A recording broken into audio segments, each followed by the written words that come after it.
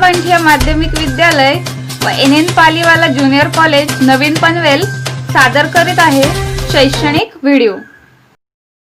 विद्यार्थी मित्रो, भूमिती मध्याचे प्रमेय हे पुढचा आपला घटक मुद्दा आहे। काटकोन त्रिकोणात भूमिती मध्य म्हणजे काटकोन त्रिकोणात कर्णावर टाकलेला शिरोलंब आहे, ते शिरोलंबामुळे पुन्हा दोन त्रिकोण तयार होतात आणि ते कर्णाच्या दोन भागांचे भूमिती मध्य असतात। कर्णाचे जे दोन भाग आहे यांचा भूमिती मध्य असं त्यांचं म्हणणं आहे, बरोबर। तर चला तर आपण उत्तराकडे वळूया।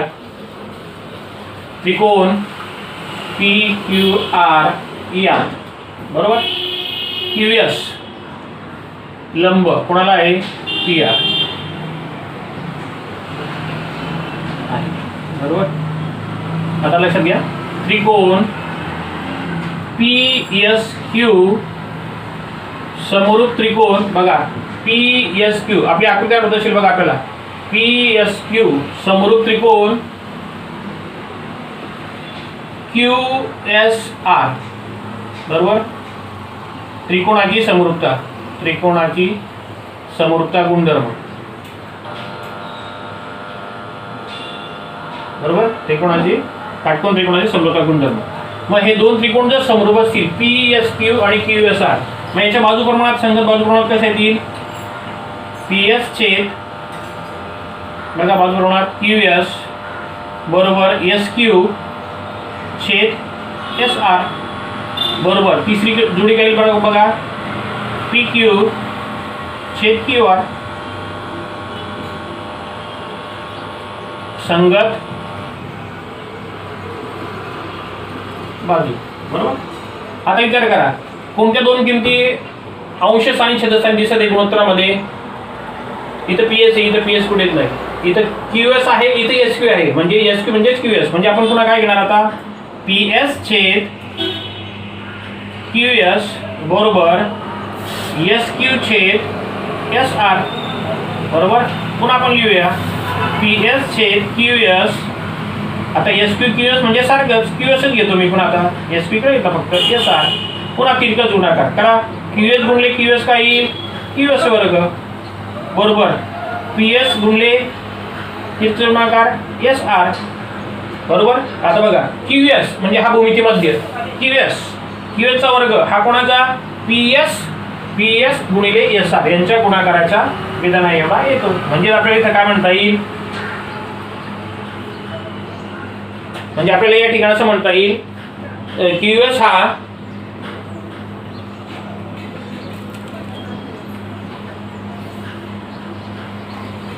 म्हणजेच QS हा P आणि SR यांचा काय भूमिती मध्य आहे।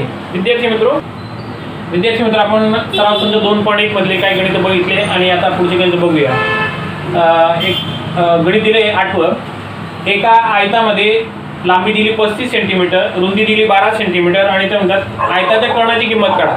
विद्यार्थी मित्र, दिलेलं आकृती लक्षात घ्यायची। आयत म्हणजे समूह बाजू एकरूप, प्रत्येक कोण काटकोन बरोबर। आता आपण नाव देऊन टाकलं ABC म्हटलं तर काटकोन त्रिकोण तयार झाला आणि ABCD म्हटलं तर आयत तयार झाला। म्हणजे आपल्याला त्रिकोणात पण गणित सोडवता येईल आणि आयतात पण सोडवतोय आपण। आता आयतात सोडतोय, पण त्रिकोण विचारला तर एखाद्या काटकोन त्रिकोणाच्या दोन बाजू अनुक्रमे दिल्या असतील तर त्या दोन बाजू तयार होतील आणि कर्ण AC तयार होईल बरोबर। म्हणजे ही अशी आकृती तयार होईल बरोबर, ही काटकोन त्रिकोणात तयार झाली आयतामध्ये। कोणाची किंमत काढायची? विद्यार्थी मित्र, प्रत्येक कोण काटकोन आहे म्हणून आपण काय करणार? उत्तराला सुरुवात करताना चौकोन ABCD आयत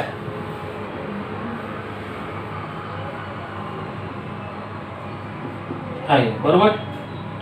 आपण काय केलं पहिला? L बरोबर 35, B बरोबर 12 सेंटीमीटर बरोबर।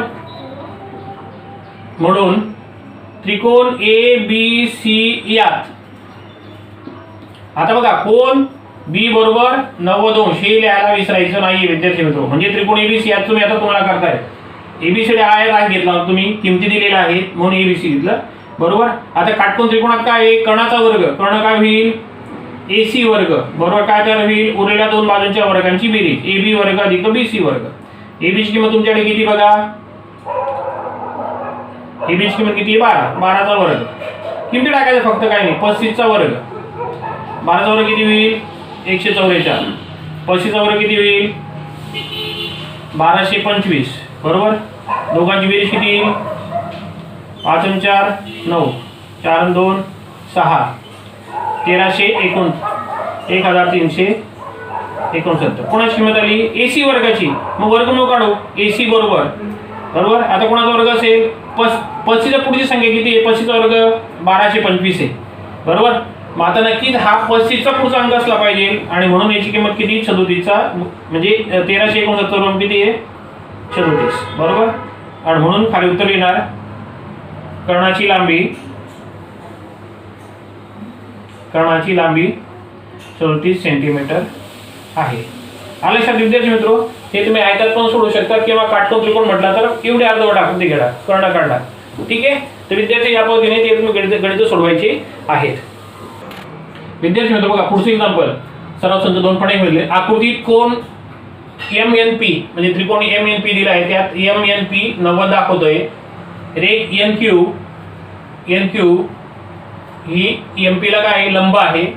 त्याच्यानंतर MP ची किंमत 9 आणि QP ची किंमत 4. तर प्रश्न विचारला आहे NQ ची किंमत काढा. आता विचार करा NQ म्हणजे आपण काय शिकलोय काटकोन त्रिकोणात.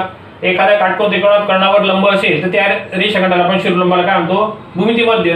म्हणून आता उत्तराला सुरुवात जर केली तर आपण कसं येणार त्रिकोण MNP यातलीच बरी माहिती लिहून काढायची. MNP यात काय घेतलं तुम्ही कोमिनियन MNP बरोबर 90 बघा दिलेल्या गोष्टी. अजून काय लिहू शकतो तुम्ही तेच वाक्य पुन्हा आणखी रेख NQ लंब बाजू NQ MP बरोबर.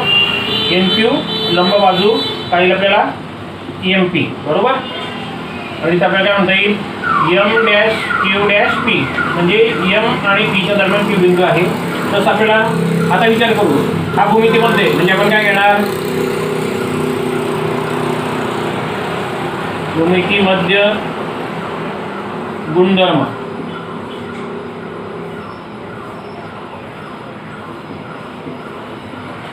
N म्हणजे काय येईल NQ वर्ग बरोबर MQ गुणिले QP बरोबर. MP ची किंमत किती तुम्हाला 9 QP ची किंमत किती दिली 4 9 गुणिले 4 किती होती 36. कोणाची किंमत झाली ही NQ वर्गाची. मग NQ चं वर्गमूळ काढता येईल NQ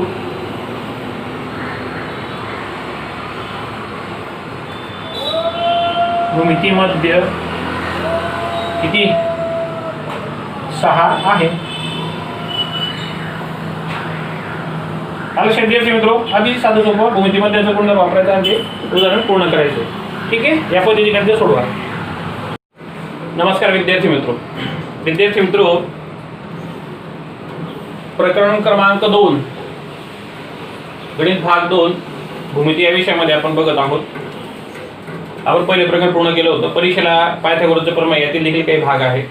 तर विद्यार्थ्यांनी व्यवस्थित लक्ष द्यायचंय समजून घ्यायचंय. पायथागोरसचं प्रमेय. आता विद्यार्थी मित्र पायथागोरस म्हटलं म्हणजे तुम्हाला मागील वर्षाची आठवण झाली असेल की मागील वर्षी पायथागोरस हे वाक्य शब्द आपण ऐकला होता आणि प्रमेयाबद्दल थोडा जाणीव करून घेतली होती. तर पायथागोरस म्हटलं तर काटकोन त्रिकोणात पायथागोरस हे जे प्रमेय ते फक्त काटकोन त्रिकोणात लागू पडतं. आणि प्रमेय काय म्हणतोय की काटकोन त्रिकोणात कर्णाचा वर्ग हा इतर दोन बाजूंच्या वर्गांच्या बेरजे एवढा असतो. आता काटकोन त्रिकोण घेतला तर यात AB एक बाजू BC दोन बाजू आणि AC तिसरी बाजू बरोबर. मग त्याने असं म्हटलं की कर्णाचा वर्ग कर्ण म्हणजे 90 अंश समोरची जी बाजू असते तिला कर्ण म्हणतात. म्हणजे याच्यामध्ये आपला त्रिकोण ABC मध्ये AC हा कर्ण म्हणता येईल कारण 90 हा काटकोन दाखवतोय म्हणजे हा कर्ण असेल बरोबर. म्हणजे कर्णाचा वर्ग म्हणजे AC वर्ग हा AB वर्ग अधिक BC वर्ग याच्या बरोबर आहे असं त्यांना सिद्ध करून दाखवायचं आपल्याला. साध्य म्हणजे मिळवायचंय. पक्ष म्हणजे दिलेल्या गोष्टी. त्रिकोण ABC मध्ये काय दिलं आपल्याला त्रिकोण ABC म्हणजे B कोण 90 दिलेला आहे आणि AC वर्ग बरोबर AB वर्ग अधिक BC वर्ग आपल्याला सिद्ध त्यांना करून दाखवायचं आहे. मी मिळवायचं आपल्याला. पण त्यासाठी आपण काय करू शकतो रचना घेऊ शकतो. रचना काय केली आपण बाजू AC वर बाजू B मधून BD लंब काढला बीडी काय काढला लंब, म्हणजे बी बिंदूतून AC बाजूवर आपण बीडी लंब काढला, लंब म्हणजे 90 अंश केलं. आणि ADC म्हणजे A dash D dash C म्हणजे AC च्या दरम्यान D हा बिंदू आहे. बरोबर. सिद्धता. चला तर आपण काय काय केलं आपण दिली बघा. त्रिकोण ABC यात रेख BD बघा, रेख BD लंब बाजू AC म्हणजे रेख BD हा इथं लंब घेतला म्हणजे 90 अंश, म्हणजे इथं पण 90 होईल आणि इकडे पण 90 होईल. आलं लक्षात, म्हणजे 90 अंशाचा काटकोन.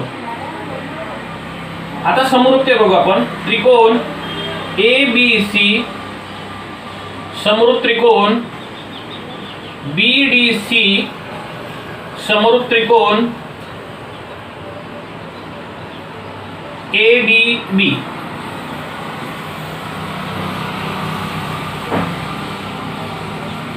समरूपता कसोटी. काटकोन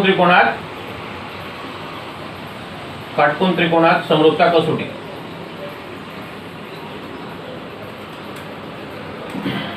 आता आपण या दोन त्रिकोणाबद्दल विचार करू. पहिले त्रिकोण घेऊ आपण. त्रिकोण ABC व त्रिकोण ADB.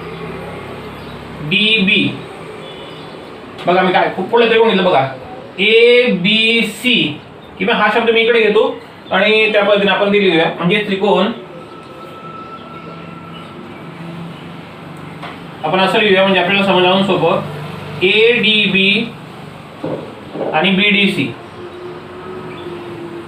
आता बघा त्रिकोण ABC व त्रिकोण ADB. त्रिकोण ABC मूळचा त्रिकोण आणि या लंबरेषेमुळे दोन काटकोन त्रिकोण तयार झालेत. म्हणजे ADB पण तयार झाला आणि BDC पण तयार झाले. हे दोघं पण काटकोन आहेत. म्हणजे आपण काय केलं, पहिले मूळ त्रिकोण ABC ची तुलना ADB, म्हणजे आपण काय केलं, हा ABC बरोबर, आणि इकडनं काय केलं आपण ADB. आपण असं येतोय बघा, आलं लक्षात. ही संकल्पना लक्षात घ्या. बरोबर, पहिला मुद्दा आपण असा घेतोय. चला सांगा बरं याच्यामध्ये काय काय आपल्याला समरूपता दाखवता येईल. आता ABC म्हटला म्हणजे A कोणाला, ABC A आला. ADC म्हटला ADB म्हटला तरी A कोणाला, म्हणजे आपण काय लिहिणार, कोण A, एकरूप कोण A. याला आपण काय म्हणू शकतो विद्यार्थी, सामायिक कोण.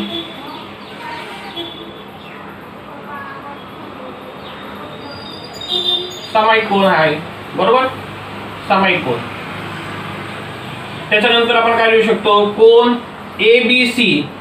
बघा त्रिकोण ABC मध्ये काय आहे, ABC एकरूप कोण ABC. आता या त्रिकोणात कोणात 90 अंश कोणता कोण दिसतोय, ADB.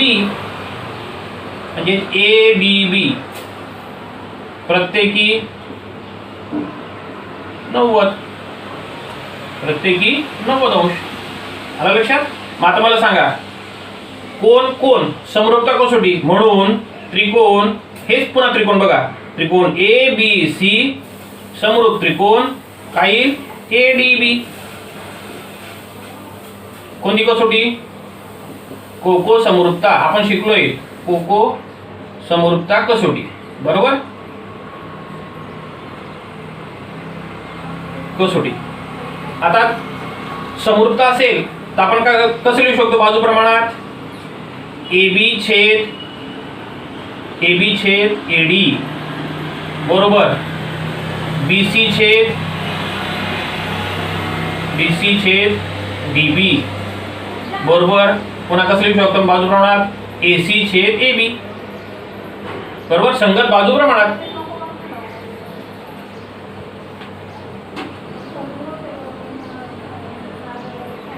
संगत बाजूंचं गुणोत्तर असतं, बरोबर.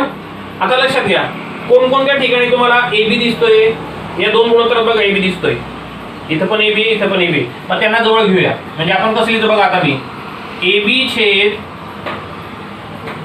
AD बरोबर AC छेद AB. म्हणजे मी आता काय केलं, ज्या ठिकाणी जे सारखे रेशो दिसत आहेत म्हणजे बाजू दिसत आहेत त्यांना मी जवळ घेतलं, म्हणजे मी फक्त याला कमी केलंय, बरोबर. म्हणजे दोघं जवळ घेतले. आता तिरकस गुणाकार करा बरं, काय करायचं तुमच्याकडे AB वर्ग बरोबर काय तयार होईल AC गुणिले AD तितकं गुणाकार AB वर्ग बरोबर AC गुणिले AD हे तुमच्याकडे तयार होईल बरोबर म्हणजे हे आपल्याला पहिली किंमत मिळाली काय मिळाली AB वर्ग याला विधान आपण 1 देऊ लक्षात विद्यार्थी मित्र कसं केलं आपण नक्की चला तर आपण आता दुसऱ्या भागाकडे वळूया आता आपण काय घेतलं होतं मूळ त्रिकोण आणि हा त्रिकोण घेतला होता आता आपण पुन्हा काय करू मूळ त्रिकोण घेणार आहोत आणि दुसरा त्रिकोण घेणार आहोत दुसरा त्रिकोण कोणता घेणार आहोत आता BDC बघा आपण हे पहिल्यासाठी वापरलं होतं आता आपण काय करणार पुन्हा मूळ त्रिकोण आता इकडे बाहेर पडतोय बघा म्हणजे हा दुसरा पॉईंट तयार झाला बरोबर म्हणून आपण काय घेणार आता BDC आता काय घेणार आपण आता BDC हे आपण आता कमी करूया थोडक्यात लिहूया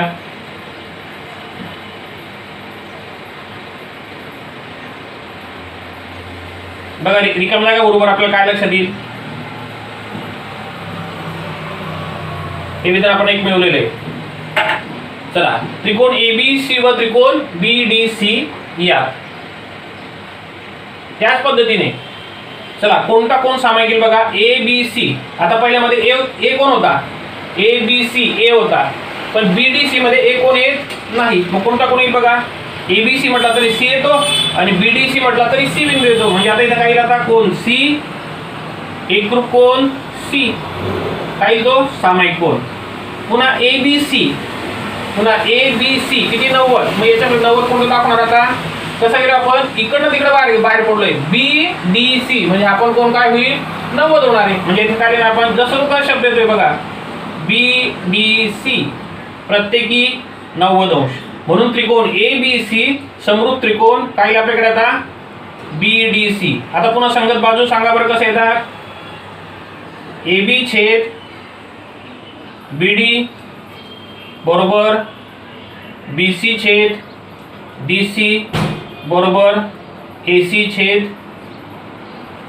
BC बरोबर लक्षात आलं पहिली जोडी दुसरी जोडी आणि ही तिसरी जोडी बरोबर आता बघा आपण काय कोणकोणते किमती सारख्या दिसतात BC म्हणजे आपण पुन्हा काय घेणार आता म्हणून BC छेद DC बरोबर AC छेद BC काय गुणोत्तर तयार होईल बघा आता काय गुणोत्तर तयार आपल्याकडे BC वर्ग क्रॉस गुणाकार BC वर्ग बरोबर AC गुणिले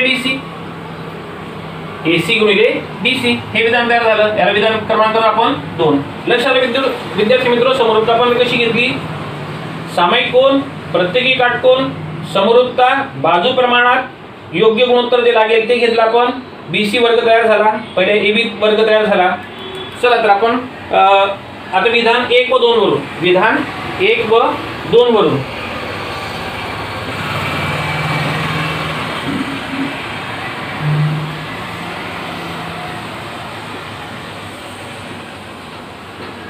विधान 1 व 2 वरून बरोबर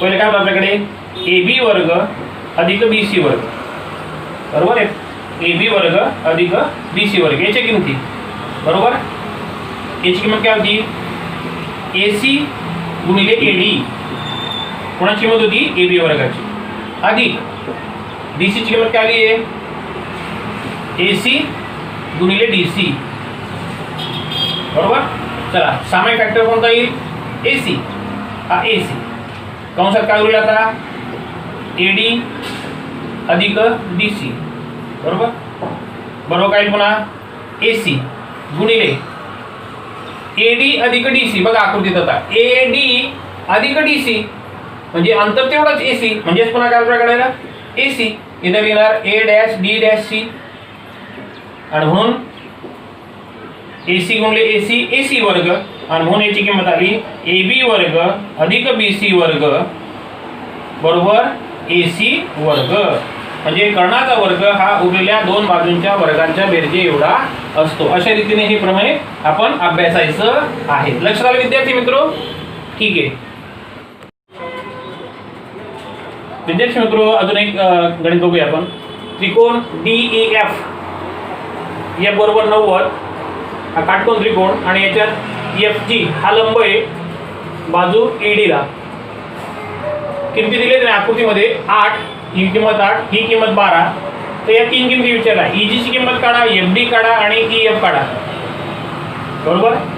आता विचार करा आपल्याला हा भूमितीमध्ये, कारण काटकोन त्रिकोण एक लंब टाकलाय म्हणजे पण भूमितीमध्ये लक्षात घेऊया. बरोबर. मग आणि त्यातली आपल्याला काय आहे म्हणजे या बाजूचा वर्ग म्हणजे या दोन बाजूंचा गुणाकार, कर्णाच्या ज्या दोन बाजू असतात त्यांचा गुणाकार. म्हणजे आपण चला उत्तराला सुरुवात करूया फटाफट वे बाय न घालता. त्रिकोण DEF या जे दिले ते व्यवस्थित लिहून घ्या. कोण F बरोबर 90 अंश. बरोबर. F 90 दिला. रेख FG लंब कर्ण, कोणा लंब येतो बाजू, कर्ण कोण आहे ED. बरोबर. आणि काय लिहू शकतो मी E dash G dash D म्हणजे ही दरम्यानता E डॅश D डॅश. चला पहिला मुद्दा आपला काय लक्षात आला, ही किंमत दिली, ही किंमत दिली, आपण ही किंमत काढू शकतो. म्हणून कुठला गुणधर्म येईल, भूमिती मध्य प्रमेयानुसार. भूमिती मध्य प्रमेय काय म्हणतो आपण, भूमिती मध्य प्रमेय काय लिहितो आपल्याला,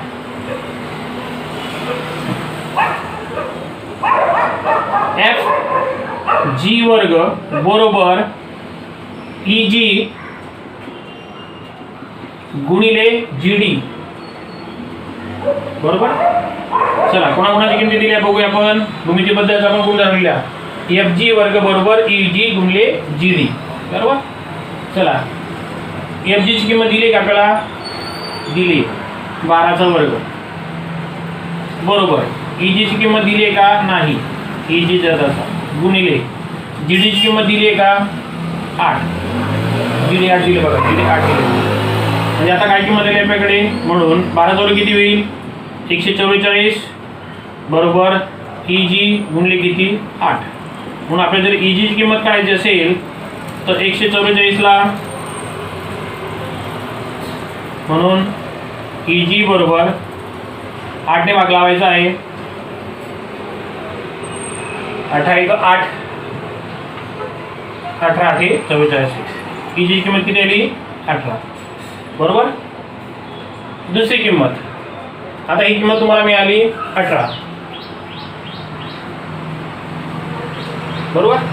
आता पहिली किंमत आपल्याला मिळाली EG बरोबर 18, ही आपण इथे घेऊन घेतली. नंतर आपण शेवटी उत्तर लिहिणार आहोत. दुसरी किंमत, आता मला काय करायचं आहे, FD काढायचं आहे. काय करायचं आहे, FD. मला जर FD काढायचं असेल तर मी काटकोन त्रिकोण कोणता घेईल, हा काटकोन त्रिकोण घेईल. म्हणजे FGD त्रिकोण FGD या FGD या म्हणजे आपण काय असेल, काटकोन त्रिकोण होणार आहे. या कोण G बरोबर 90 अंश. बरोबर. G बरोबर 90 अंश. आपला दुसरा मुद्दा आपण घेतला. ही पहिली किंमत काढली, आता दुसरी किंमत काढतोय. आता काटकोन त्रिकोणात कर्णाचा वर्ग, कर्ण कोणता येईल आता, हा जर काटकोन असेल तर G समोरची बाजू कर्ण म्हणजे काय तुमच्याकडे DF किंवा FD वर्ग. FD वर्ग कर्णाचा वर्ग बरोबर उरलेल्या दोन बाजूंच्या वर्गांची बेरीज. उरलेल्या कोणत्या दोन बाजू उरल्या तुमच्याकडे, GD वर्ग अधिक GF वर्ग. बरोबर. त्या दोन बाजू उरल्या. काटकोन त्रिकोणात कर्णाचा वर्ग हा उरलेल्या दोन बाजूंच्या वर्गांच्या बेरीज एवढा असतो. आता GD ची किंमत किती आपल्याकडे, GD 8, 8चा वर्ग. GF ची किंमत किती, तुम्ही GF ची किंमत दिली आपली 12चा वर्ग. 8चा वर्ग किती होईल 64, 12चा वर्ग किती होईल 144. 4 आणि 4 किती 8, 14 आणि 6 20 FD वर्ग. बरोबर. म्हणून FD ची किंमत काढली, FD बरोबर वर्गमुळात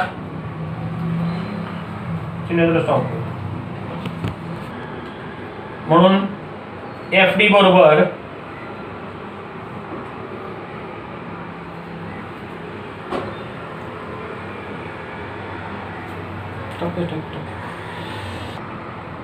पुन्हा याच्यामध्ये पूर्ण वर्ग शोधायची अवयव पद्धतीने, म्हणजे 16 गुणिले 13 याचा गुणाकार केला तर तो 208 होईल आणि म्हणून एफडी ची किंमत तुम्ही काढू शकता. 16चं वर्गमूळ येईल 4 बाहेर आणि याचं वर्गमूळ येत नाही म्हणून याची किंमत येईल 13. बरोबर, म्हणजे एफडी ची किंमत आपण दुसरी किंमत मिळवली. एफडी बरोबर किती 4 वर्गमूळ 13. बरोबर. त्याच पद्धतीने आपण दुसरं एक्झाम्पल घेत आहोत. तिसरी आपण किंमत घेत आहोत. आपल्याला काय मिळवायचं आहे आता EF म्हणजे याची किंमत काढायची, म्हणजे आपल्याला EGF या त्रिकोणात जावं लागेल. म्हणून त्रिकोण EGF यात कोण G बरोबर पुन्हा 90 अंश. बरोबर, म्हणून पागो प्रमेयानुसार काय लक्षात येईल, इथं आपण वाक्य लिहू शकतो. पागो प्रमेय पायथागोरसचं प्रमेय, कर्णाचा वर्ग उरलेल्या दोन मानच्या वर्गांचे बेरडे असतो. तसं EGF यात कोण G बरोबर विद्यार्थी 90 घेतो या त्रिकोणाचा विचार करतो. आता कर्ण कोणता येईल माता G समोरची बाजू EF. बरोबर, म्हणून EF वर्ग बरोबर उरलेल्या दोन बाजू कोणकोणत्या उरल्यात EG वर्ग, एक बाजू उरली आणि दुसरी बाजू FG वर्ग. इथं पुन्हा लिहिणार पायथागोरसचे प्रमेय. बरोबर. चला EF ची किंमत आपल्याला काढायची आहे. बरोबर, EG ची किंमत किती आहे, EG 18 वर्ग. बरोबर, नंतर FG ची किंमत आहे आपल्याकडे 12 वर्ग. 18चा वर्ग 324, 12चा वर्ग 144, दोघांची बेरीज होते 4 आणि 4 8, 468 EF वर्ग. बरोबर. आता पुन्हा याचं वर्गमूळ काढायचं म्हटलं तर EF बरोबर आपल्याकडे काय येईल, म्हणून पुन्हा याचं वर्गमूळ जर काढलं आपण तर आपल्याला तर पुन्हा पूर्ण वर्ग संख्या घेऊन विचार केला तर याचा गुणाकार 36 गुणिले 13 म्हणजे 13 गुणिले 36 चा गुणाकार 468 येतो. कारण पूर्ण वर्ग संख्या शोधायची जास्तीत जास्त, म्हणून पुन्हा 36 चं वर्गमूळ किती येईल 6 आणि वर्गमूळ 13 चे वर्गमूळ येत नाही म्हणून वर्गमूळ 13 जसं तसे, म्हणून EF ची किंमत येईल आपल्याकडे 6 वर्गमुळात 13. याची किंमत आली आपल्याकडे 6 वर्गमुळात 13. अशा पद्धतीने हे लास्ट उत्तर शेवटी सगळ्यांनी 3 टॉपिक झाल्यानंतर हे उत्तर लिहायचे आणि त्या पद्धतीने पायथागोरसचा वापर करायचा, भूमिती मध्याचा वापर करायचा, 30 कोणासमोरील बाजूचं माप असेल त्याचा वापर करायचा, 60 अंश कोणासमोरील बाजूचं माप असेल त्याचा वापर करा, कळ दिला असेल तर बाजू काढता आली पाहिजे. उदाहरणार्थ सराव करा. विद्यार्थी मित्रांनो अतिशय सोपं आहे, व्यवस्थित सोडवा, समजून घ्या, विचार करा. नाही समजलं तुम्हाला पुन्हा विचारा. परीक्षेला अभ्यासक्रम आहे, सोपा आहे. नवीन थोडं प्राथमिक अभ्यास झालेला आहे. थोडासा समृद्धीचा विचार करा आणि गणित व्यवस्थित पूर्ण करा, स्वाध्याय पूर्ण करा आणि वर्ग शिष्यांकडे सबमिट करा. आपले हक्काचे मराठी चॅनल रायगड ओवी न्यूज चॅनल, सदैव आपल्यासोबत रायगड ओवी न्यूज चॅनल. नेहमी पाहत रहा, लाईक करा, सबस्क्राईब करा आणि बेल आयकॉनवर क्लिक करायला विसरू नका.